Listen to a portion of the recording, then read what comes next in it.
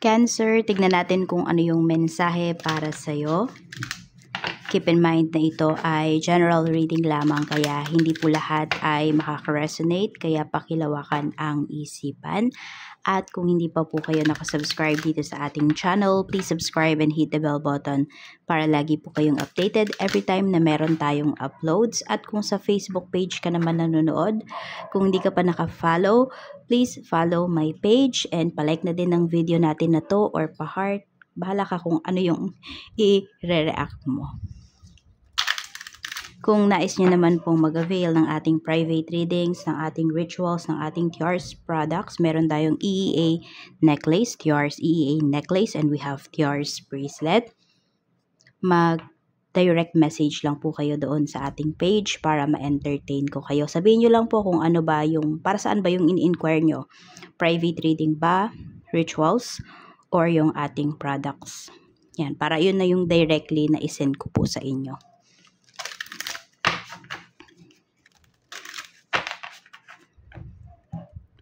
Pwede nyo rin pong tignan yung inyong other signs. Huwag lang kayo mag-focus sa sun sign ninyo. Importante din yung, lalo na yung, yung big three po ninyo. Sun, Moon, and Rising. Pwede nyo rin naman tignan yung Venus ninyo. This is for you, Cancer. By the way, madami kasi nagtatanong kung para saan ba to. 'Di ba? Sinasabi ko lang kasi ng mga previous videos natin. Ayan, ito yung available natin na products. Pero para saan nga ba yan? Pampaswerte po yan sa love life, sa career, sa business, sa health, sa travel, sa pregnancy, okay din po yan. Kung may i-wish din po kayo, basta hindi naman nakakasama sa ibang tao, pwede po. Pero yung tamang pag-wish, paano yan alagaan? Sinasabi ko lang po yon sa mag-a-avail. Ayan, pag nag-avail po kayo. Pangontra din po yan sa kulam, sa barang, sa sumpa, sa mga nag-i-evil eye po sa inyo, sa mga naiinggit, sa mga pangmalakihang aksidente. Makaka-attract kayo ng mga good people and situation sa buhay po ninyo. We have success. We have asked for help from others. Meron tayo ditong communicate clearly. So, tingnan natin kung anong aspect yan ng life mo. Kung ano yung mga tinutukoy dyan. Shuffle muna natin yung ating tarot cards para ma-release nito yung mga negative energies na kumapit dito.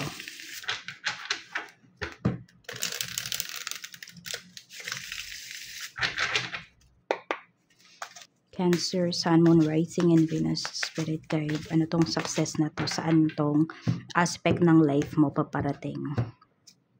We have 5 of Swords. Okay. So, more on about communication, about discussion ito. Hindi ko alam kung may magtitesis ba dito. Ayan. May exam kayo na iti-take. So, makukuha nyo po yung, sabi natin, inaasam po ninyo na score. Mag-ingat lang kayo ngayon sa mga pwedeng man-distract po sa inyo. Parang ganito, nagfo-focus ka sa isang bagay. Okay, meron kang gustong-gusto. Tapos yung tao na yon, papababain niya yung self-confidence mo. Mag-ingat ka, Cancer. Okay? Yan. So, more on about po ito sa mga siyempre, pinagtutuunan nyo talaga ng pansin. Yung focus na focus kayo ngayon. Diyan nyo makukuha yung success na inaasam po ninyo. Check natin tong ask for help from others. Okay, may mga tao dito na ang maitutulong lang talaga nila sa inyo, Cancer, is tumahimik. Diba? Yan, sabi nga, diba, libre ang maging kind. So, kung di mo kayang maging kind, manahimik ka na lang. Ganyan. Or, yun na nga yun, yung pagiging kind, no, sometimes is yung pagtahimik. We have 6 of Cups. So, may mga friends ka dito na malalapitan. May mga, mga tao din na akala mo ba walang care sa'yo. Pero once na nag-ask ka ng help sa kanila, hindi ka po tatangkihan. Pero more on mga friends yung nakikita ko dito. Bakit? Kasi marami sa inyo, Cancer, ang inyong mga kaibigan ay mga soulmates po ninyo. Soul tribe, matatawag natin. Kaya kung may hihilingin ka sa kanila, hihingi ka ng tulong sa kanila, hindi ka po tatanggihan. Hindi ka matatanggihan. Kung hindi man nila 100% mabigay yung hinihingi mong tulong, gagawa sila ng paraan para kahit sabihin natin, ma-meet man lang nila halfway. Kung hindi man buong buo.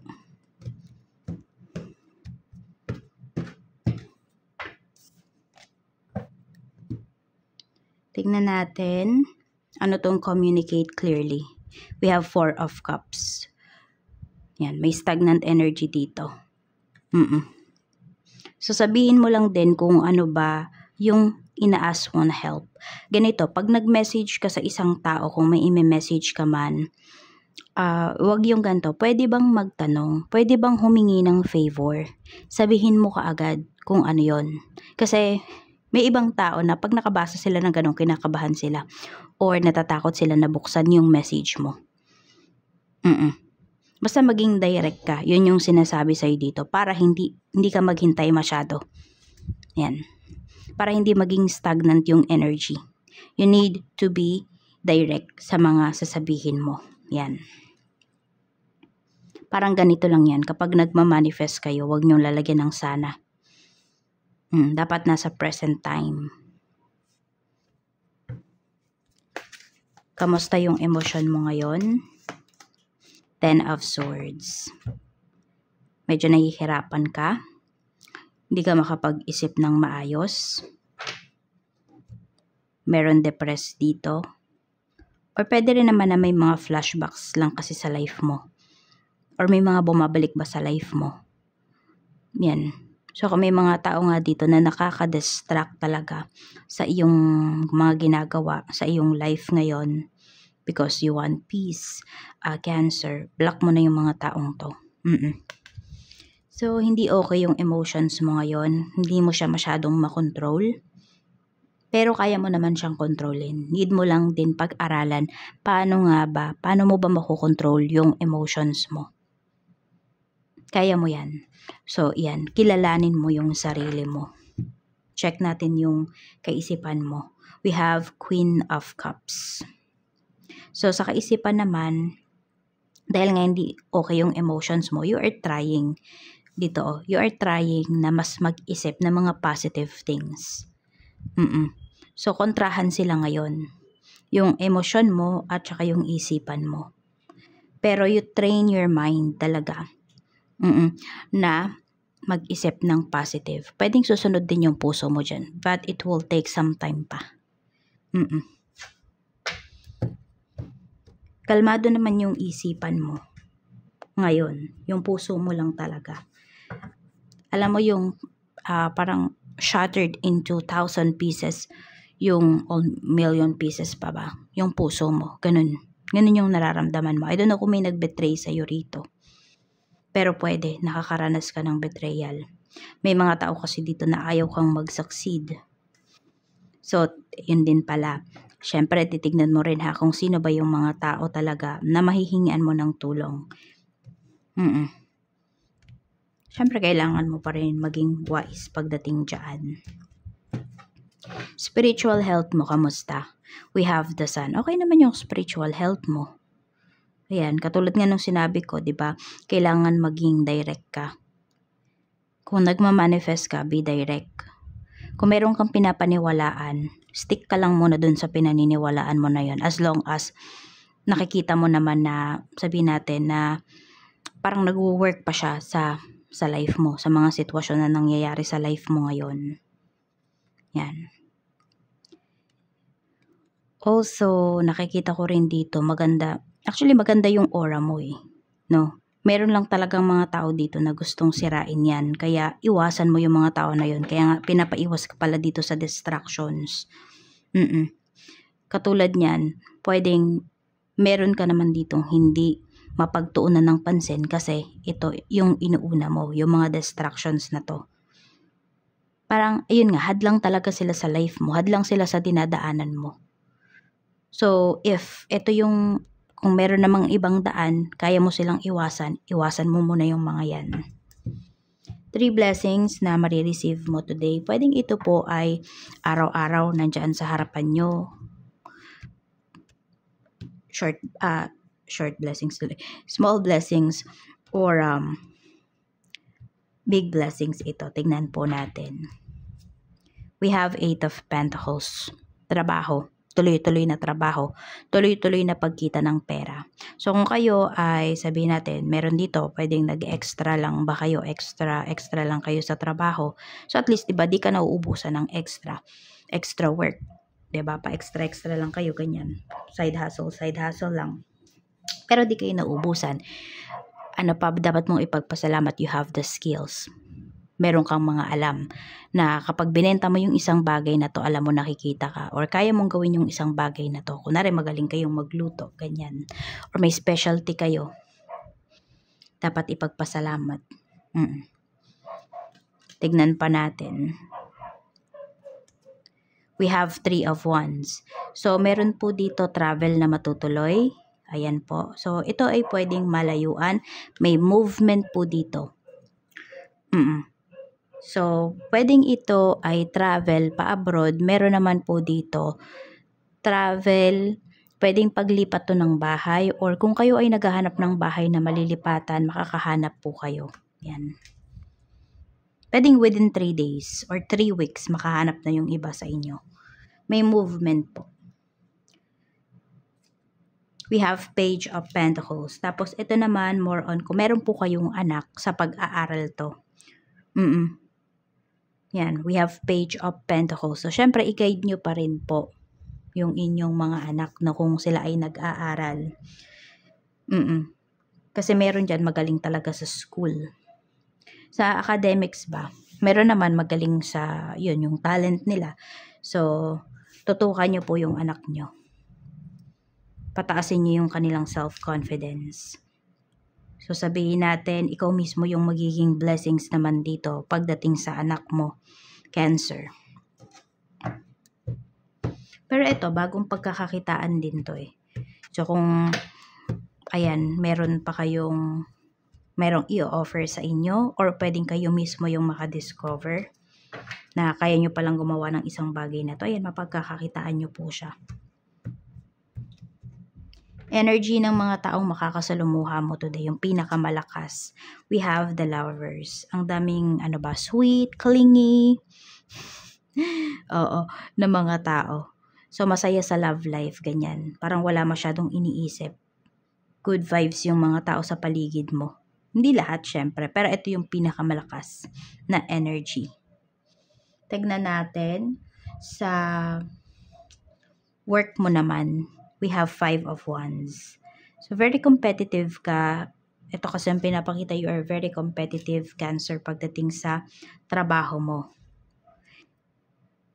Mayroong good news na paparating sa'yo dito. Successful ito.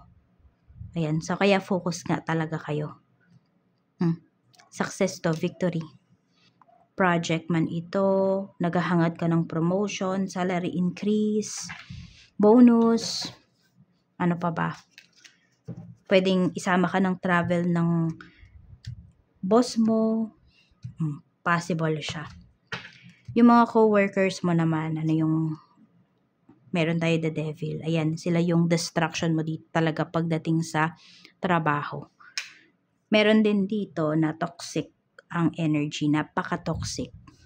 Layuan mo yung tao na to. Or kung kaya mo, na sabihin natin, kasi pwedeng nambubuli yung tao na to eh. Bakit siya may binubuli? Wala pa siyang nakakatapat.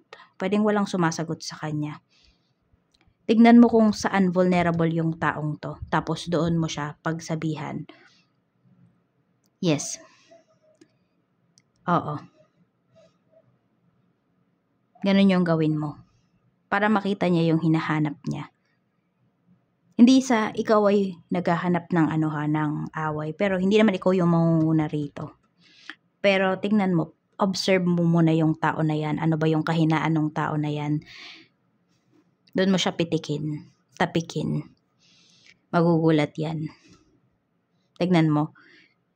Soon, hindi na yan makakatingin sa mga mata mo ng diretso.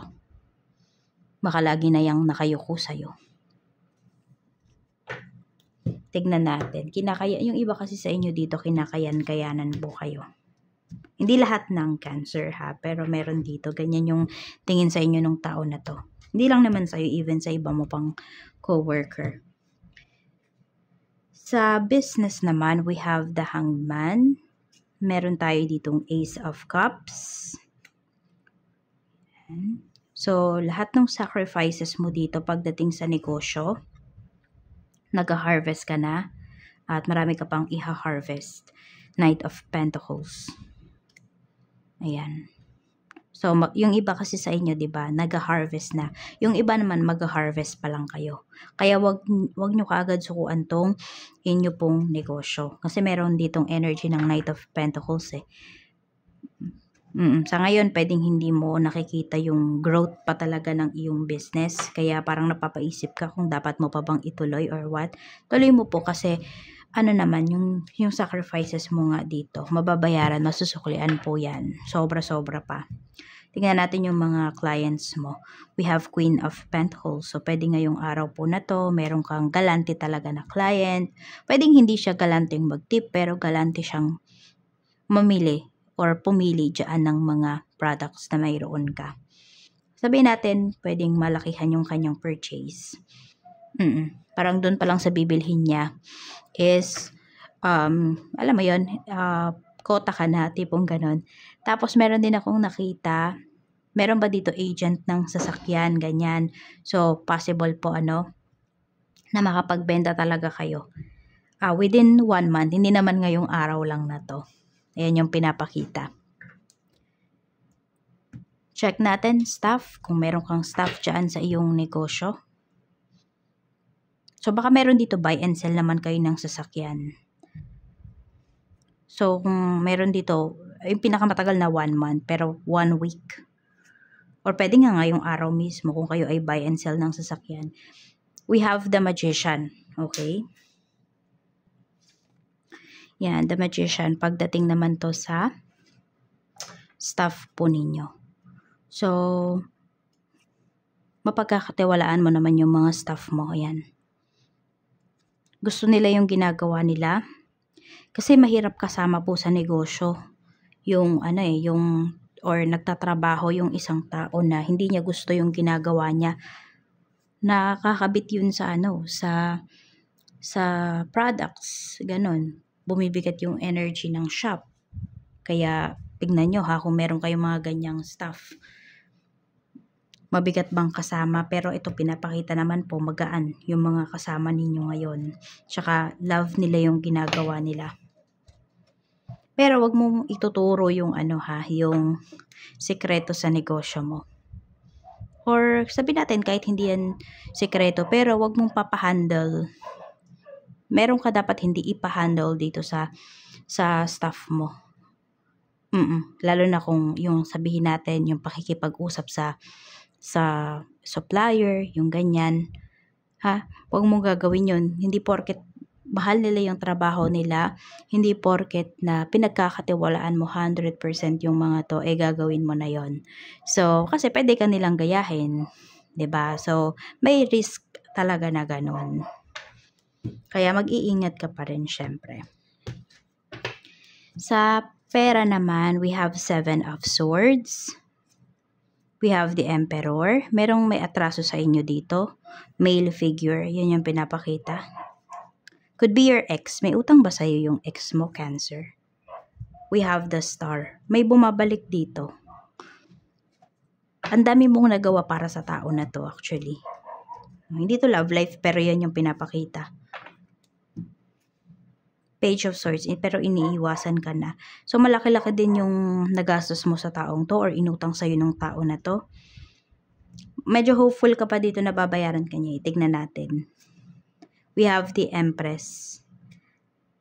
Hindi ko nakikita na babayaran ka ng taong to. Yes, some of you are hopeful pa. Pero kasi iniisip ng taong to, nagkaroon naman kayo ng relasyon, ganyan, or kaibigan mo naman siya dati kung hindi mo naman to ex, no? Basta iniisip niya yung naging relationship ninyo. Kahit anong relationship po yan. Doesn't, lang yung about sa romantic, hindi. Hindi lang yan about romantic relationship. Sabihin natin, ito, ang merong utang sa'yo, parents mo. Parents mo pala. So, ayun. Hindi ka na nila mababayaran. Pwede rin kapatid mo. Kapatid mo na may asawa na. Kasi umiiwas eh. So, ito nagbibigay ng struggle sa'yo ngayon. So, kaya din siguro meron dito na de-depress. Kasi malaki-laki talagang halaga to eh, yung nawala sa inyo. Kaya next time po, pag magpapautang kayo, wag nyong, alam mo, wag 100% talaga. Katulad ng sinabi ko sa'yo dito, diba? Merong tao dito, yung sabi natin mga soul tribe mo nga, na hindi nila ibibigay sa'yo, some of them, no? Hindi nila talaga kaya 100%. So, kahit 50% yun yung ibibigay nila sa'yo. Maluwag na si dibdib nila, matutulungan ka pa nila para mas magsipag. Diba? Hindi ka nila gagawin na tamad. Hahayaan ka pa rin nilang mag-grow. Ganyan. So, ganun din yung gawin mo dito sa mga taong lumalapit sa'yo. Kahit family members mo pa yan. Tignan natin. Okay, love life. Kamusta yung love life mo? Three of Swords. May third party ba? Pero kung wala naman, malungkot yung iba po sa inyo. Meron dito ha, malungkot. Disappointed. So, pwede rin disappointed kayo sa person mo. Tignan natin ano ba yung unresolved issue dito sa inyong relasyon. We have 8 of Swords. Pwedeng nakikita mo na yung red flags ng person mo. Tapos, meron din akong nakikita, magkaiba kasi kayo ng goals, ganyan. Or, sabihin natin, basta magka-opposite kayo ng person mo. Kung ikaw, malakas yung loob mo sa paghahanap ng trabaho, ganyan. Yung parang, ikaw yung tipo ng tao na kaya mong, pag mayroon kang desisyon gagawin, or may naisip ka, ginagawa mo kaagad. Yung person mo, hindi. May takot kasi siya. Para bang may trauma, ganon. So, ikaw dito, yung parang ini-encourage mo siya pero hindi mo siya ma-encourage yung tipong ganyan. So may takot yung person mo dito. Ayaw niya lumabas sa comfort zone niya. Pwede nga kung asawa mo to, masasabi mo na walang improvements yung life nyo. King of Swords. Kasi kung ano lang yung gusto niya, yun lang. Medyo narrow-minded yung person mo. Ganon yung pinapakita rito. Kung meron naman talagang third party, ayan, nararamdaman mo talaga na cold siya sa'yo. Knight of Swords. Galit. Galit yung energy dito. Malaki yung tampo. We have Ace of Swords. Kakausapin ka niya. May pag-uusap na pinapakita rito. Tignan natin kung magiging maganda ba yung outcome ng pag-uusap na yan. Hindi. Alam mo yung usapan na to, pwedeng mauwi to sa hiwalayan. So, sinabi na po sa inyo ha, kung ito yung sitwasyon nyo, pwedeng dito talaga siya mauwi. Pero pwede nyong iwasan. Hindi nyo iiwasan yung pag-uusap. Pero, yung, kunwari, the way ka na magsalita, diba? Magiging mahinahon ka ba? Papakinggan mo muna ba yung person mo bago ka magsalita? So, mahalaga kasi yun eh. No? So, ayan. Pwede nga mas mauwi pa sa away yung pag-uusap na to. Depende na lang po yan talaga sa kung paano mo i-deliver yung mga gusto mong sabihin sa kanya. Ano yung nararamdaman niya sa'yo ngayon? Two of Pentacles, nagdadalawang isip.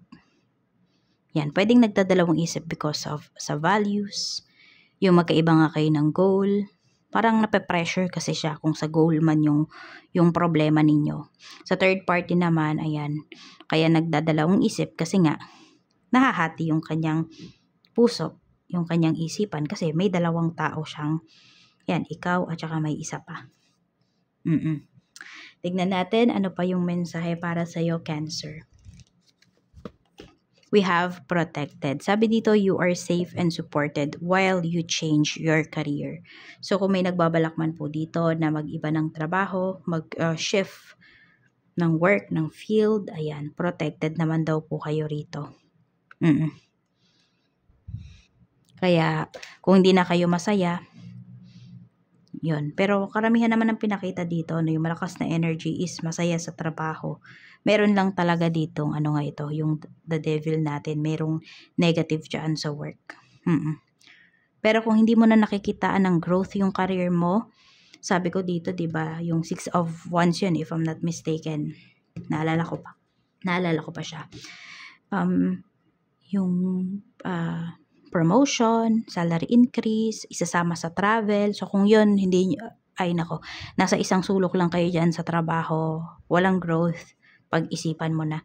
Pwedeng yung sinabi ko na yun, hindi mo yun marireach dito sa current job mo.